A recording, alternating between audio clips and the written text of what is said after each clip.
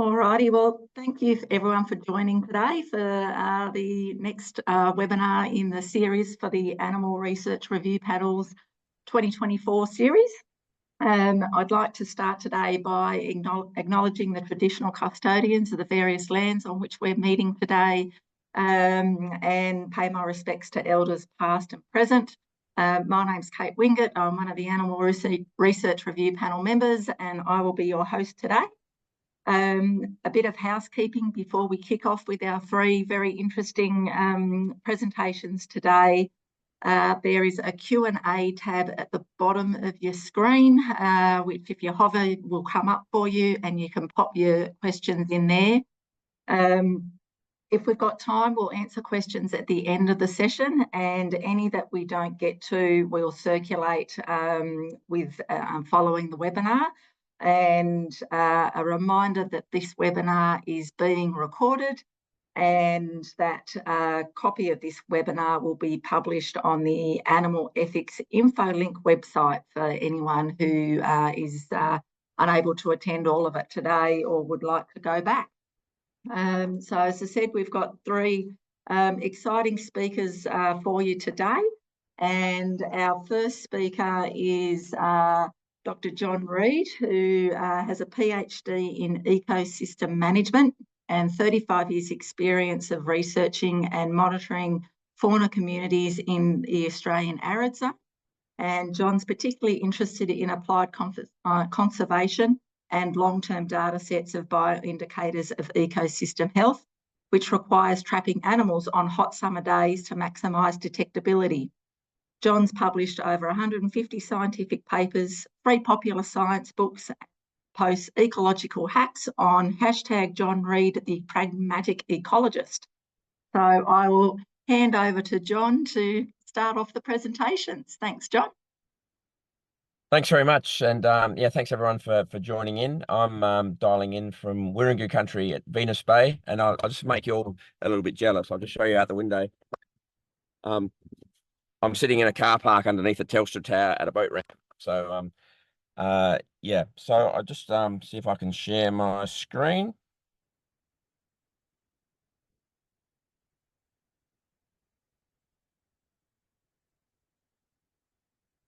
And I got a slot. Oops. We just got this going before, didn't we?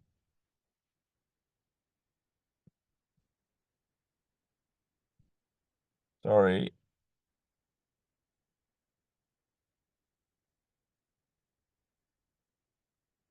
Okay, hopefully that's working.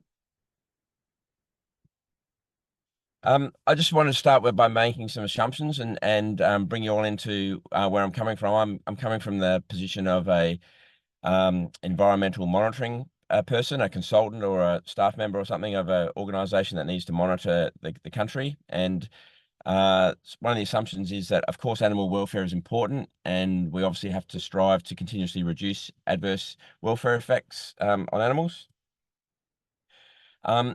Just something that I'm not sure that everyone's aware of is that animal ethics permissions are required for ecological monitoring as well as research. Often it's the AECs were originally set up to look at research and things like that, but it's monitoring's included as well.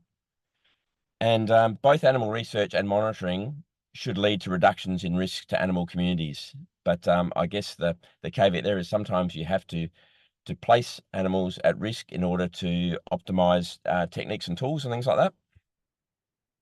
And a really important point is that animal research is typically an elective thing. An academic or a student might decide to do some research on a particular thing, and if the animal ethics committee deem that it's inappropriate, then you stop it and you do some other research. Sometimes monitoring is a requirement, and it's really important for ameliorating impacts, both animal welfare impacts or environmental impacts. So it's not as elective, it's a requirement, and therefore we often have to find ways to make it work as well as possible. I'm calling these NSJs, no shit Josephines. These are something that they're probably dead obvious to everyone, but I think it's important just to list them down so we're on the same patch. So yeah, as I just said, sometimes it's not good enough or it's appropriate for an AEC to say, no, you can't do that. We have to find ways. So it'll be, here's some conditions under which you can do it or something. We need to be a little bit flexible, and no is not an option. And yeah, as I alluded to before, ecological monitoring, yeah, should definitely, I don't know, yeah, lead to improvements. Ecological monitoring should also focus on sensitive bioindicators. So a lot of monitoring programs, whether it's for a mine or a development or an agricultural thing, focus on really common animals, and they're not very useful or effective. We should really concentrate on animals that are sensitive to the impacts that we're monitoring, and or rare species. So often under EPPC legislation, we're required to look for rare animals, and both of them are often challenging to detect. So we have to really optimize our monitoring tools and techniques and timing to detect those species.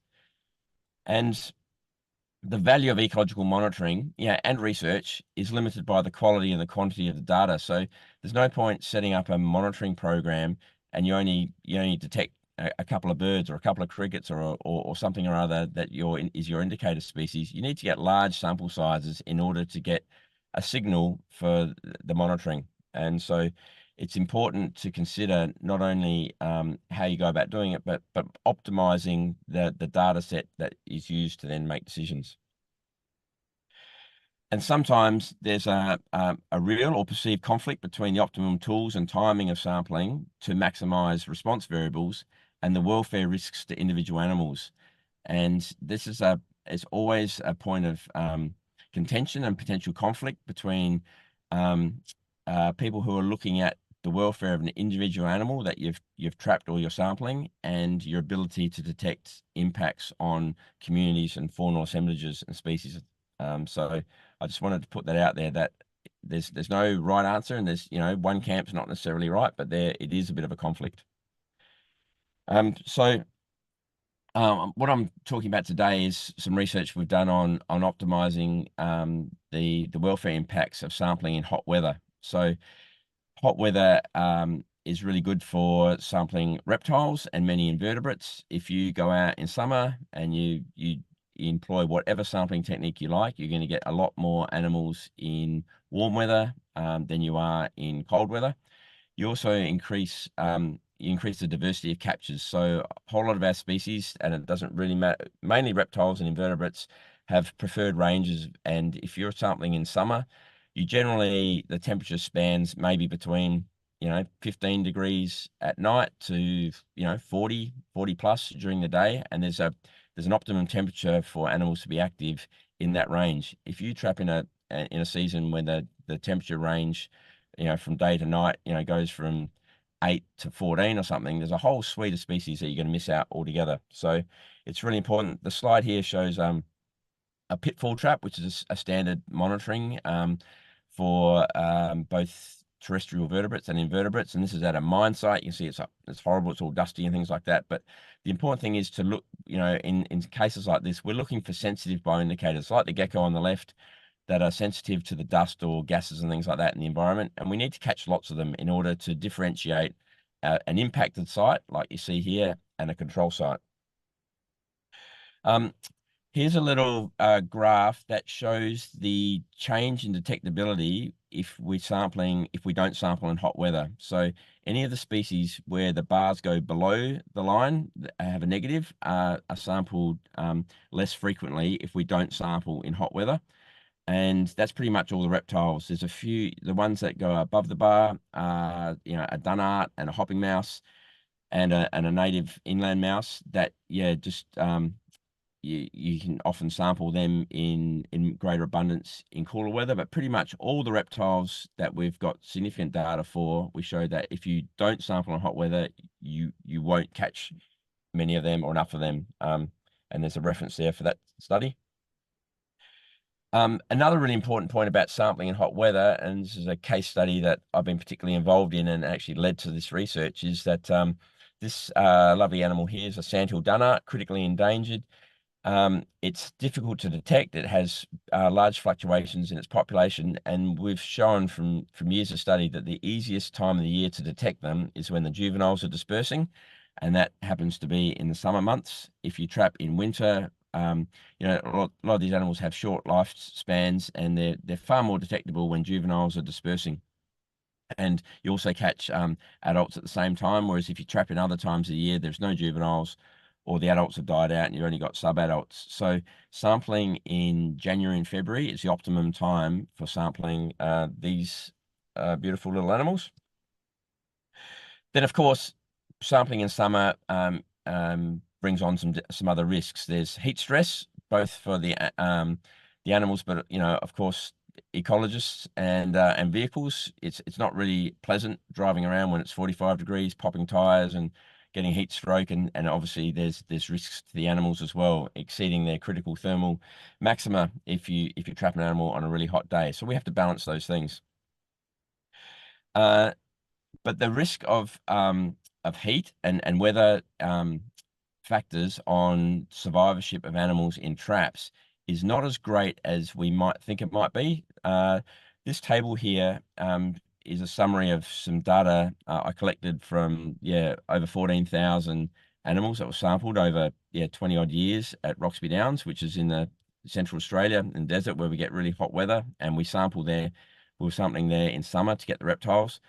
And just to summarize, we record any case where an animal was injured or died in a trap, and animal attack and is the highest cause of that. So that might be you know, you might catch a dunnart in a trap and there might be a small skink there that it chomps, or you might some ants might get in there, and or another sort of, sometimes it's even two conspecifics will fight and cause an injury.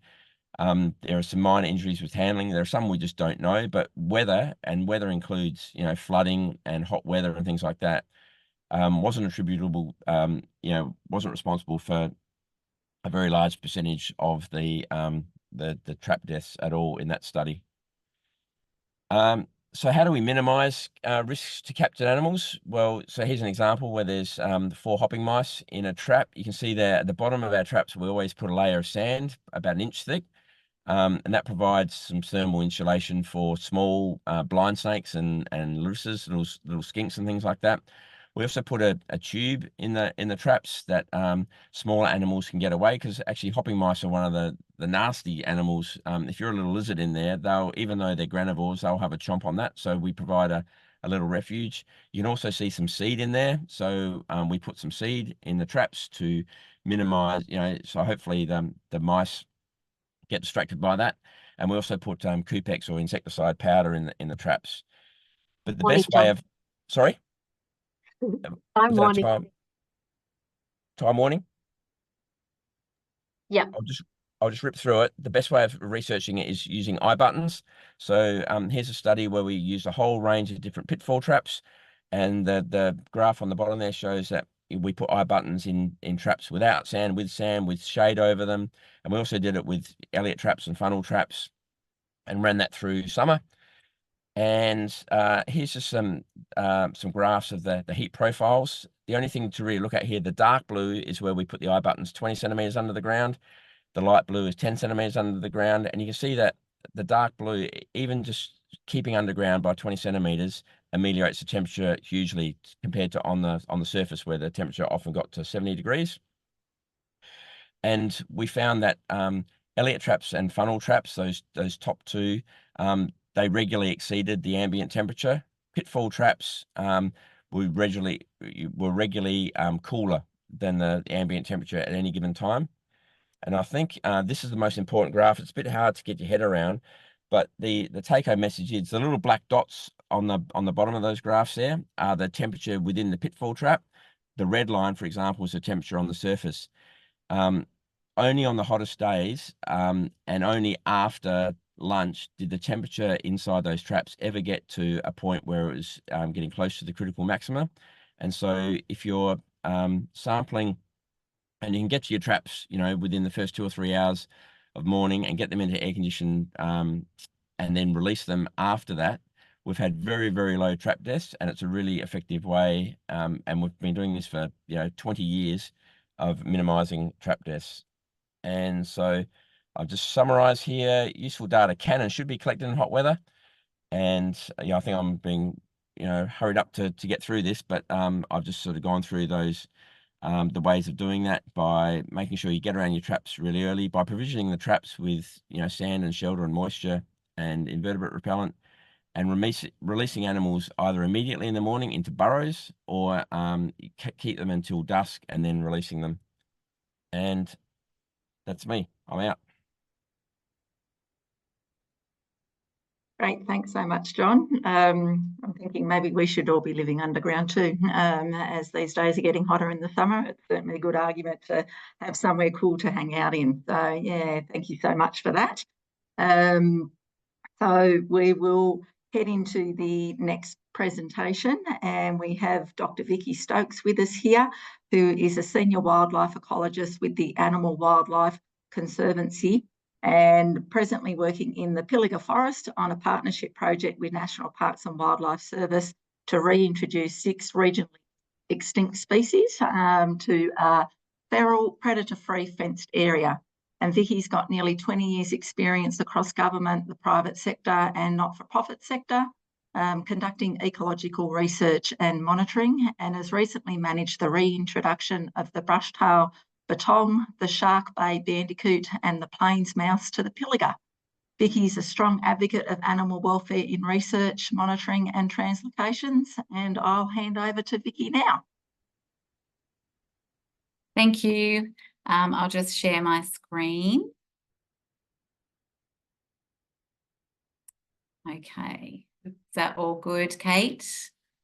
Yep, excellent. Thank you. Yeah, thanks everybody. I'm just going to talk a little bit about ethics and animal welfare around translocations. Before I start, I would like to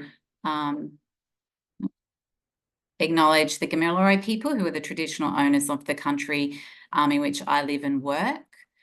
So translocations are one of many tools to conserve threatened species, but they're very, so I suppose, invasive methods, and there's lots of animal welfare considerations associated with them, because essentially we're moving animals between sites. When moving animals between sites, it does pose a risk for survival of animals and for, a considerable number of animals that you move due to exposure to new habitats, predators, climate and disease. And what I'm going to focus on today is the actual doing part of translocations, because you have to capture them from your source site, hold them and transport them. And that does have a lot of risks associated with that from an animal welfare point of view. And there's a lot of planning and logistics that need to occur to ensure the highest welfare of animals. Just also want to comment that peer-reviewed translocation proposals, which are an important part of undertaking translocations, are very critical for identifying and addressing ethical considerations ahead of time, and is part of ethics and licensing approval. So I do apologise, there's a lot of material and I'll probably rush through some of it, but yeah, I'll rush through some of the beginning bits so we can focus on some stuff that people may be less familiar with. Obviously, there are challenges with trapping and holding animals for translocation, and the one thing that I would like to reinforce with this is that this applies to all surveys and monitoring, but it's even more critical with translocations because of the stress that you're putting animals under with not only the trapping, but then holding and transporting them and then releasing them to a new environment. So it is very critical, to be very mindful of those stresses that you're putting, and that cumulative stress you're putting animals under. John's already talked about risks of exposure with trapping, so I'm not going to talk about this much more, other than to reinforce that it applies for all trap types that we use. So really critical to be mindful of providing insulation for hot, cold conditions, wet conditions, etc., for all trap types. The other thing that I just want to mention here is, exposure when you're containing and holding animals. So really critical to keep animals in dark, quiet spaces to reduce stress, and where possible to have temperature controlled so that animals aren't being exposed. Other thing just to mention around holding as well is that holding methods do need to be relevant to the species and the length of time that you're holding animals. So for a lot of animals that we're capturing and then transporting them on the same day, we can just contain them in dark, soft cotton bag, similar to this bag pictured here with the rodent, and then have them in their pat packs and hold them until they're transported. But things like macropods, that it might take us a couple of days to get the numbers. Things like holding pens are really important, and then smaller mammals like rodents, which will very quickly chew through bags. You might want to consider little housing boxes with some shelter and food, which will keep them a lot happier than having them in a bag. One of the other challenges around trapping animals are risks of injuries. I'm not going to talk about much to do with the trapping side of things because people should be more familiar with that.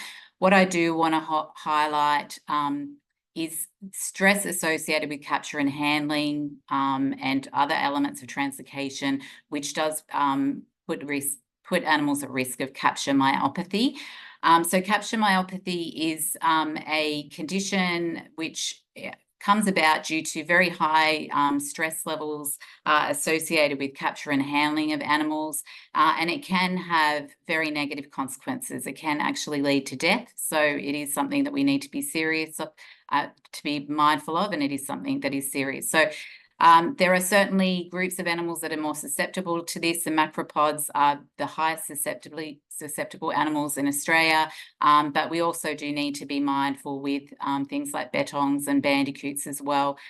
So the key thing with capture myopathy is to be aware of the signs, which essentially you get a muscle degradation. So the very early signs that an animal might be experiencing this will be they have really tight muscles. If you do encounter an animal in a trap where they're really starting to have muscle incoordination and really obvious signs of muscle weakness, that's a very good sign as well. And certainly if you get an animal where it's really not responsive and you've got dark urine, like a red rusty colour, they're all indications of advanced capture myopathy, because essentially what happens is it starts with a muscle degradation and then it can affect the internal organs and particularly the kidneys, and can lead to death. So what we really need to be doing is minimising time in traps and handling time, particularly with those very stressy animals like macropods. One thing that we do here in the Pilliga with bridled nail-tailed wallabies, which is one of our reintroduced species, is we do pre-feed for a week to 2 weeks before we trap. We use these soft Thomas traps, and we actually pre-feed with lucerne, and we'll sprinkle vitamin E powder. It's something that's been advised by vets, but unfortunately there's no real science around the efficacy of this in reducing capture myopathy. So we sort of do it as a as a strategy to try and prevent problems, but there's not a lot of evidence of how effective it is.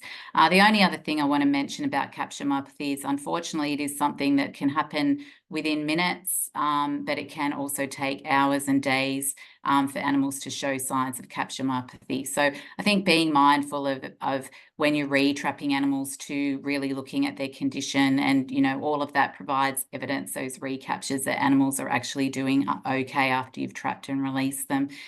I'll talk about pouch young in a minute, but also just wanted to talk about handling and restraint, that these can lead, inappropriate handling and restraint can lead to trap injury, or can lead to injuries in wildlife, and really critical that personnel who'll be handling animals are trained, that you have clear procedures around how to get animals out of traps, how to handle them, and how to do all the elements that you need to do to collect the data that you need, and that you have appropriate trap gear, because trapping can be a very invasive thing. Here's just some things. We take a DNA sample, so we're taking a punch from the ear, we're microchipping with our translocated animals, a subset we're putting transmitters on.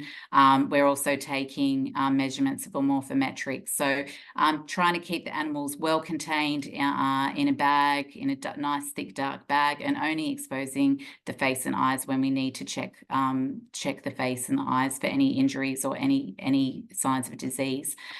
Just quickly moving on, disease risks are another potential issue and very relevant for translocation. So we have disease risk assessments, which are a tool that we use to identify and manage disease risks. And I've just got an example of the first page here for Shark Bay bandicoots, for which papillomatosis and carcinomatosis virus is a key consideration when you are trapping and moving this animal.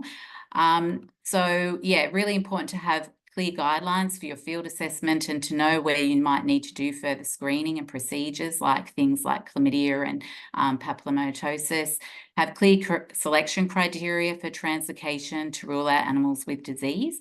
And really with translocations and all trapping you do, you need to be very mindful of hygiene measures during all stages. So making sure that you have clean traps between animals, removing any dirty bedding that you have in box traps, for example, using clean trap bags and sterilising any equipment you're using to collect DNA and take blood samples and things. In terms of transporting animals, this is probably one of the most stressful things I find with translocations, because once you have animals boxed up in pet packs, like you can see in this image here, you really, we're monitoring them. We have an ecologist present at all times during the transport. But yeah, you really have no idea how the animals are faring in those pet packs. So if you've got a long journey like we've had from WA to New South Wales, it can be a stressful experience. And it can certainly increase the stress of animals and lead to health complications, particularly after you've been trapping them and holding them. So very critical to get this stage right.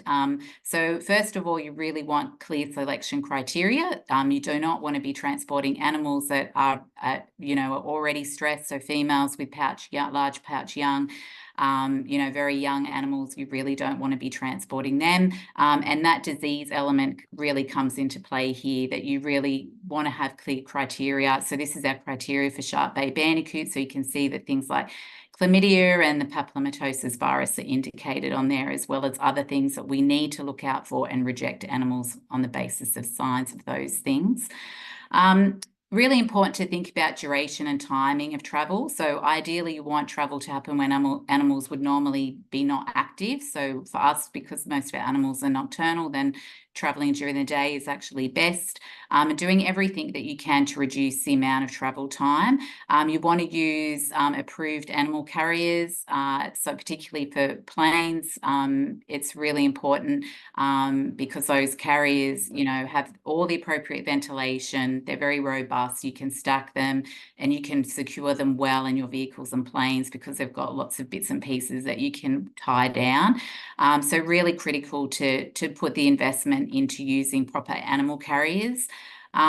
You also want those animals well contained in those animal carriers. So you ideally want them in, soft containment, so in a nice soft dark bag, and you want them well positioned and comfortable. You want enough room that they can stretch their legs, but not too much that they can be getting stressed and moving around. So, and you want those also tied and secured into the pet packs. The other thing to consider is around hydration, and certainly AWC has tried a few different things, and I think that I certainly have come to the conclusion that the best thing to do in terms of hydration, particularly if you've got a long journey, is that you want ideally to have a high moisture content in your bait. So if you're using a normal peanut butter oats, just chuck a fair amount of water in there. And yeah, that usually gives the animals enough hydration to get through the journey. If you do look at something like subcutaneous hydration or even oral hydration beforehand, you'd end up with the wet trap bags. And it's not ideal. So pretty much just putting it in bait and also popping a little bit of food in the transport bag, something like apple that they can chew on, if they are feeling thirsty. So the other thing around that hydration is just making, once you get them to the other end, that you are being very attentive to look at that they are adequately hydrated, and if they aren't, to provide some oral hydration.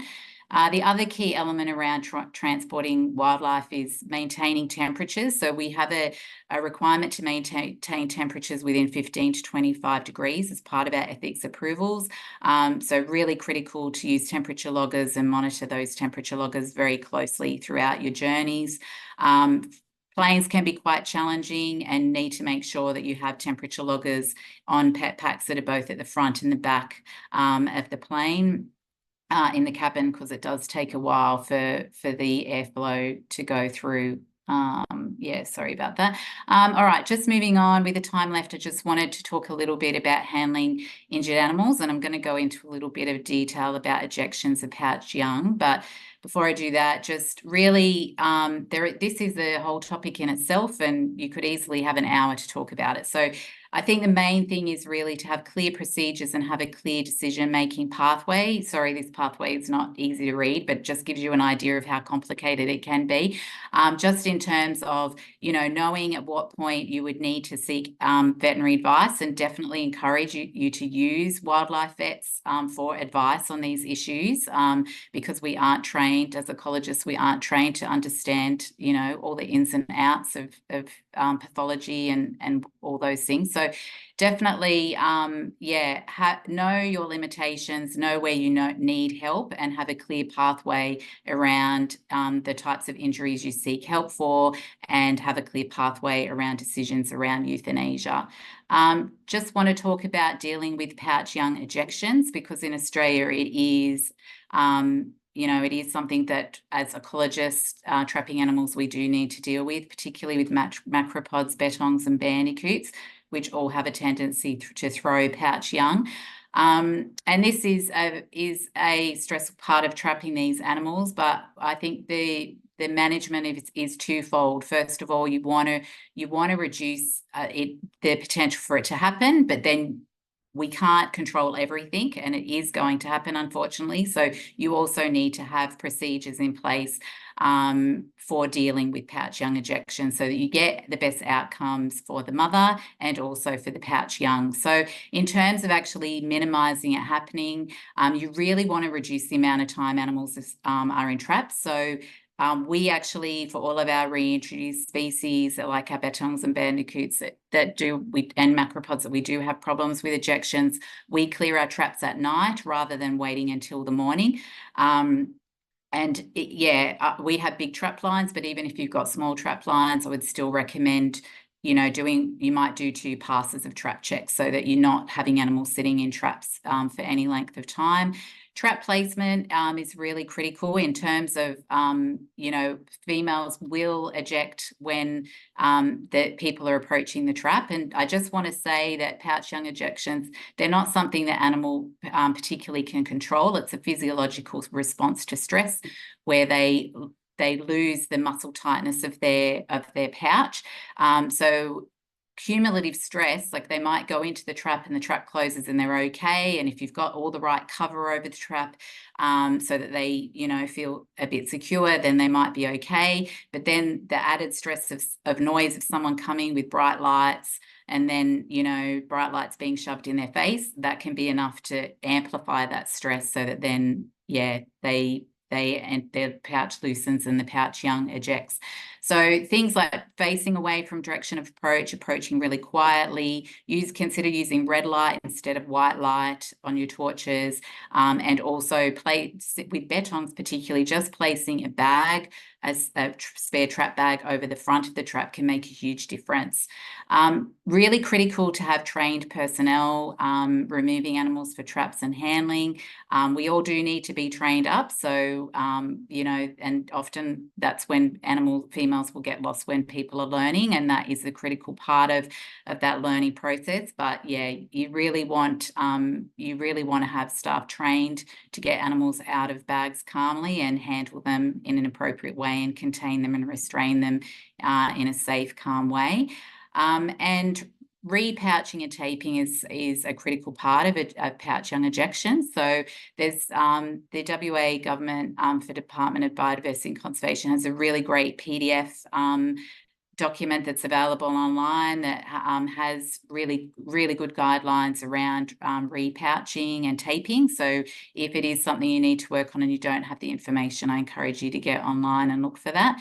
And yeah, the other element of it is that you need to release the animal in a calm way, and you need to ideally allow time for the the pouch to tighten. Don't just rely on the tape. The tape is there to help keep the pouch together and to keep the young inside the pouch, but essentially you ideally want the female to have that time for her pouch to naturally tighten, so that when she moves off, her pouch is tight again, rather than relying on that tape, because certainly with betons and macropods, they can kick that tape off very easily. So a soft release, pop them on their side, keep them in their bag, and just, yeah, have the bag open so that they can go whenever that they want to. And that is me. Thank you very much for listening. Thanks, Vicky. Another very interesting presentation there for us today, and yeah, lots to think about for all aspects of the research process. So yeah, thank you. And next up, we have two presenters. We have Neil Jordan, who is a behavioural ecologist by training, has an undergraduate degree from Manchester in the UK, a master's from Stellenbosch in South Africa, and a PhD from Cambridge in the UK. And he has a joint position at Taronga Conservation Society based in Dubbo and the University of New South Wales in Sydney, where he teaches conservation and is the Deputy Director of the Centre for Ecosystem Science. And Neil's most interested in the ecology and behaviour of predators and in developing and evaluating non-lethal tools to reduce human-wildlife conflict. And he's got projects in Africa and established with colleagues and collaborators the Mar Lakes Dingo Dappen project on Wammarai country in 2019. And joining Neil is Michelle Campbell, who's an Australian wildlife veterinarian, educator and mentor with postgraduate qualifications in zoological medicine and international animal welfare ethics and law. And Michelle's an associate professor in wildlife and avian medicine at the University of Sydney School of Veterinary Science, and has worked as a clinical veterinarian for Taronga Conservation Society for over 15 years. Her research and advocacy interests include the ethics of wildlife health interventions, one welfare, one health approaches to environmental problem solving, conservation medicine, disaster response, and wild animal nutrition. Michelle is an RCVS recognised specialist in zoo and wildlife medicine, a consultant for the Veterinary Information Network, and a board member of Wildlife Health Australia. And I'll hand over to Dr. Neil Jordan. Thank you for that wonderful introduction. I was calling in last week from Warramai country, where the project is based. I'm currently now on Wiradjuri land in Dubbo.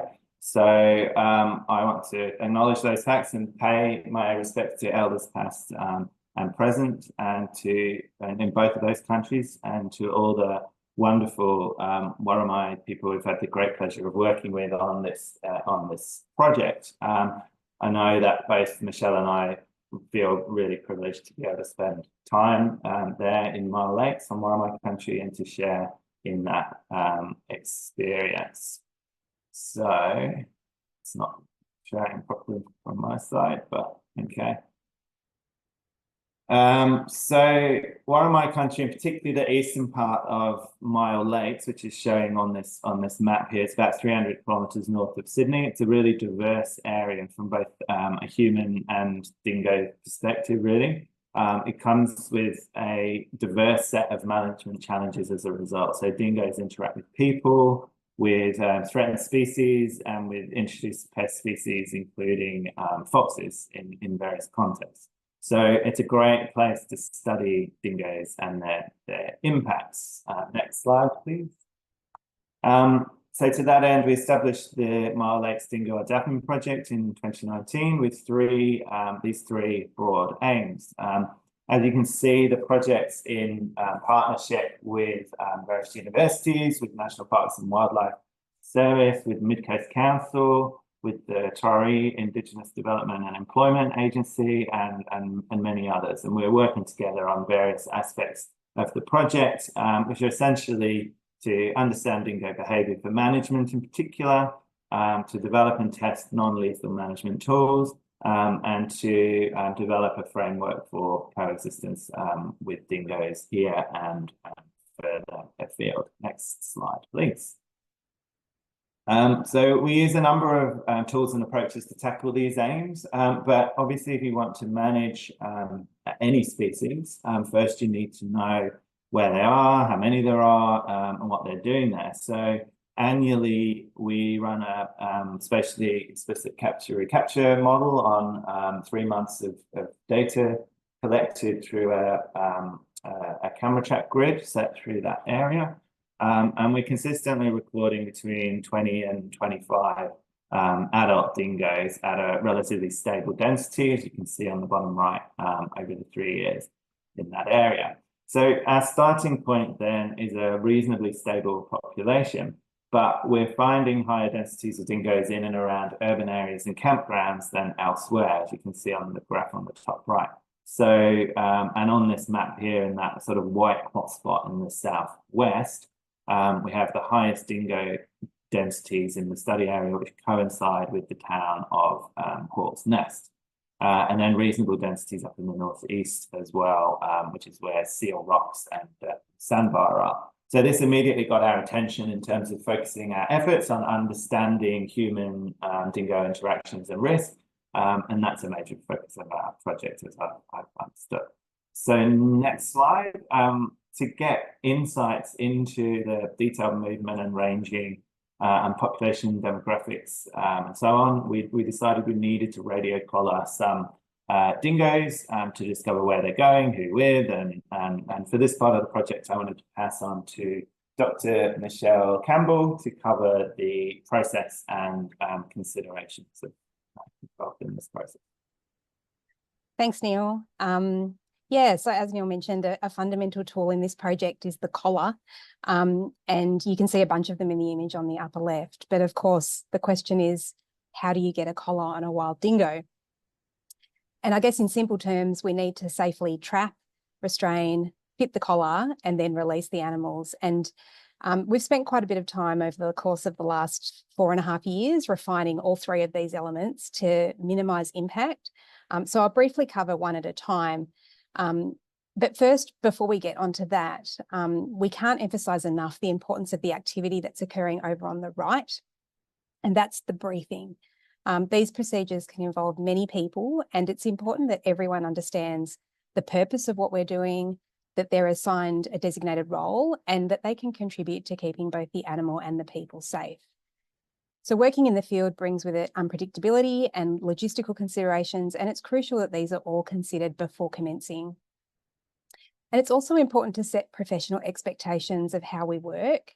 And so, for example, we do not allow self-gratifying selfie-style photos with the dingoes, as there is good evidence that this sends the wrong kind of message regarding respect for wildlife and wild animal behaviour.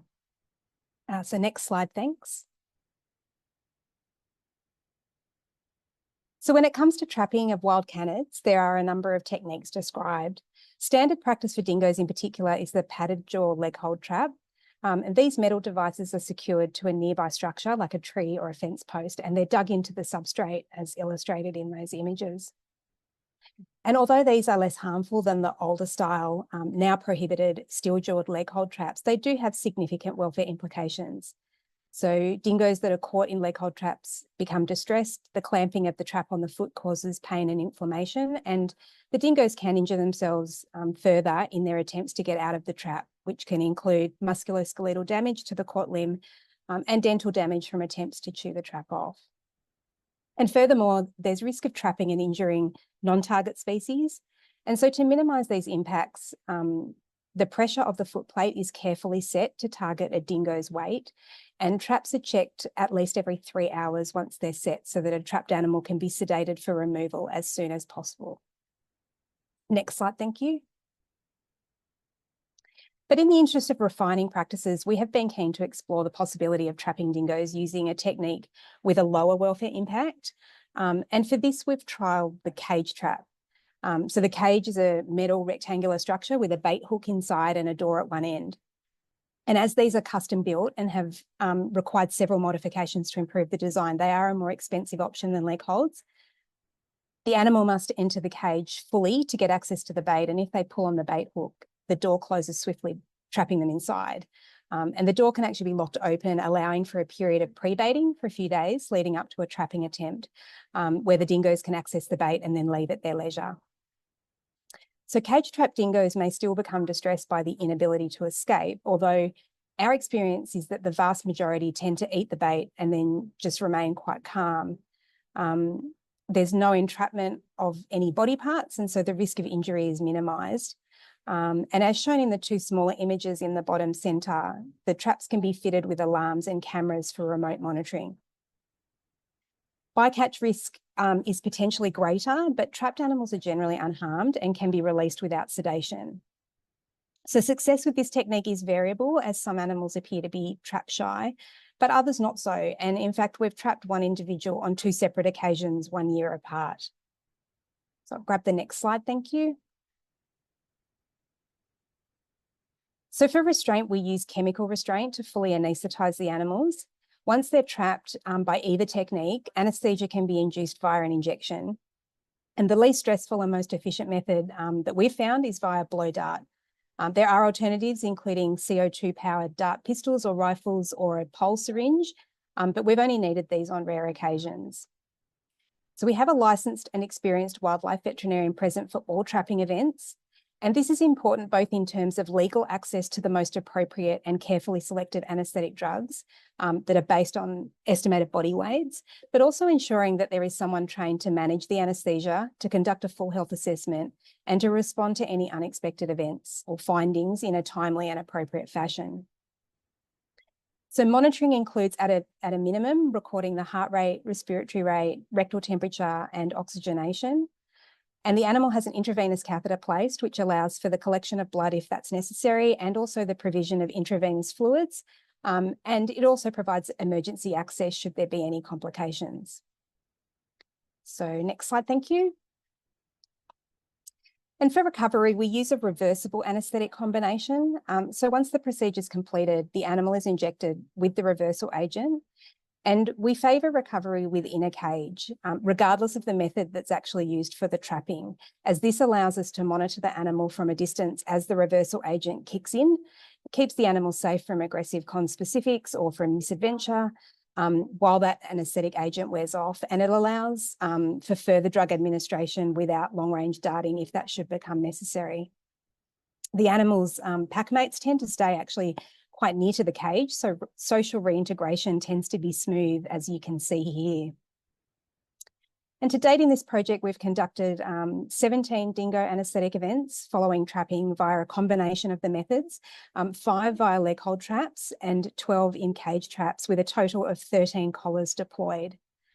And these numbers include re-trapped animals or those that have undergone a health assessment only and have been deemed unsuitable for a collar due to estimated future growth based on their age or size. And although the collars are designed to degrade and fall off after 1 to 2 years, generally around 1 to 2 years, one re-trapped individual did give us the opportunity to remove a collar 12 months after it was fitted. And reassuringly, the skin and fur on the neck was pristine. All the animals have been followed closely following release and have done really well. And so with that, I'll pass back to Neil. Thank you. Thanks, Michelle. So next slide, yeah. So I gave you an overview of why we're sort of doing what we're doing. I just wanted to quickly touch on the sort of data that we've been able to get and how that fits into those aims from the collar specifically. So, well, first we've uncovered broad home ranges or territories for several packs, and we're now monitoring up to about 9 packs annually in that core study area. So within each of those white circles, each of the different colour dots represents an hourly location from one of our tracking collars from each pack. So it gives us a broad idea of where each individual dingo pack lives and goes, and the resources they're using, because we can also go deeper and see sort of patterns of habitat selection, and we're particularly interested in that in relation to human food sources. So to go back to our initial aims, this allows us to target specific areas for intervention. Human feeding is occurring, for example. Next slide. We also are able with the collars to physically find and check in with these collared animals and their associates, I guess, at least every 2 months or so, and usually more frequently than that. And in those checks, we assess collar fit and conduct other visual checks related to their welfare. Through this and other targeted work, we're starting to uncover really rich details on dingo pack structures as well, which in addition to be kind of intrinsically interesting and valuable, it also has management value. So each individual has unique sock patterns, and we catalogue these, and we can track those individuals through their entire lives. And this allows us to again, make targeted responses to particular problem individuals as they develop, rather than the previous approach of the managers there of broad scale culls, which did happen. So if any of these little guys on the bottom left subsequently begin to interact problematically with people or people's resources, we can look into management of those individuals and access to their resources, obviously. So next slide as well. So more generally, we're able to assist now, or really rather advise the project partners on dingo management generally in the area. So of course, problem animals do arise, and they tend to arise from problem people or problematic human behavior. So either often through deliberate or inadvertent feeding. So through behavioural observations that we make directly from tracking them, from reports from the public, and the long-term collar data that we're now amassing, these all combine to allow us to assist managers in dealing with those issues from both sides. So yeah, so for example, where packs in this figure, where packs are choosing to raise pups in the vicinity of a campsite, the local camp managers may decide to close that camp temporarily to remove the risk of dingoes accessing human sourced food from the barbecue as they go through that critical phase of learning what's good to eat and what's appropriate for them to eat and do around people. The local council can also target areas where dingoes are being deliberately fed, and sometimes, as I said, inadvertently fed, and either instigate enforcement or put up discouraging signs related to fines. So next slide. So I guess it's hard to provide all of the details of the work that we're doing in such a short time, but essentially what we're trying to do is useful work that feeds into the management of dingoes and managing their impacts in the area. And that involves helping to develop the dingo management procedure, a new version of which is coming soon from council. So in general, it's wonderful to have such a diverse and committed team of partners on the project. I've missed out and glossed over a lot of the work that we do, but Michelle and I are happy to answer any questions here, or if we run out of time, over email too. So thanks everyone for listening. Sorry for the technical difficulties at the beginning. And yeah, thanks Michelle for all of your veterinary expertise on this project. It's much appreciated. Thank you. Thanks, Neil, and thanks, Michelle. Another, very interesting presentation there on another aspect of wildlife research and the complexities in that space. So, it's been a great session today. If I'll just have a check now, if you've got any questions, you can pop those into the Q&A section. We've had one request regarding the flow chart that in Vicky's presentation, and I can let you know that is published on the web. If you have a look, it's a DBCA document and it's titled Humane Killing of Animals Under Field Conditions, and you'll be able to find that flow chart. And as I say, great presentations today, or very different aspects of working with wildlife and researching with wildlife there. As I say, there's a couple of questions there. We've got one, let me just have a check. and I'll see if who we've got there still online. We've certainly got Michelle and Neil with us there. There's one a question here that says, how many fixes per day for dingoes? And great talk. Thank you. Yeah, we get hourly fixes throughout the day, so it'll be 24 fixes a day. Yeah. Great. Thank you, Neil. And we've got one for Vicky, and the question is, how do you minimise time for animals first captured but achieve the critical number of animals to be translocated? I don't know, Vicky, if that's one that you can answer today. Yeah, that's one I can answer. Thanks, Di, for that question. It's a very good question and very relevant. Yeah, the main thing really is because there is always that juggling act between the amount of time and getting the number of animals, because obviously for translocations to be successful, we do need to have the maximum number of animals that we have approval to take. So the way that we achieve that is, as part of our translocation proposal, have a maximum time from the point of time that an animal is captured and goes into holding until they're released. And so all of the logistics that we do and planning that we do for the translocation is all about fitting everything we need to do within that time frame. So that is a time frame that's approved as part of our licensing conditions and is also approved by the ethics committee. And we usually make sure that we well and truly fit into that time frame. So yeah, the very first trap run and trap checks that we do and the time frame the animals are held as, that is selected and held from then on is factored into that, the total time that it takes before we release that animal. But yeah, one thing we will do with those animals that held longer is we will keep an eye on them, and we will probably change, like, for example, their transport bags over, put them in a clean transport bag if they've been, sitting for a few hours before they get transported. So, yeah. Thank you. Great. Thanks, Vicky. Well, we've just ticked over to 11:30, so I'd like to thank all our presenters today. So Dr. John Reid, Dr. Vicky Stokes, Dr. Neil Jordan and Dr. Michelle Campbell for their wonderful presentations.